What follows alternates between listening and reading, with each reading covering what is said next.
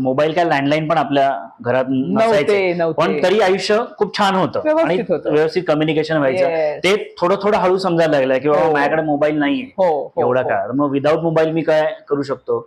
मग हळूहळू मग आपण वळू शकतो किंवा पुस्तक वाचू शकतो, न्यूजपेपर वाचू शकतो किंवा मोबाईल नसला की खूप आयडिया सुचतात, खूप सुचतात.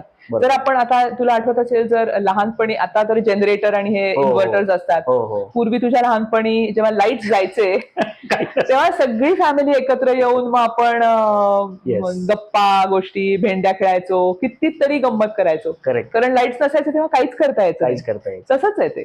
सो मोबाईल चांगली गोष्ट आहे, आपण मागे तर जाऊ नाही शकत, पण तो कसा वापरायचा त्याचं थोडं एज्युकेट करायला पाहिजे आपण स्वतः. म्हणजे कुठेतरी आपण एक सुवर्ण मध्य काढायचा, टेक्नॉलॉजी म्हणून त्याच्याकडे पॉझिटिव्हली बघायचं, पण त्याच्या आहारी न जाता त्या सुवर्ण मध्यातनं मार्ग काढायची जावं लागणार आहे.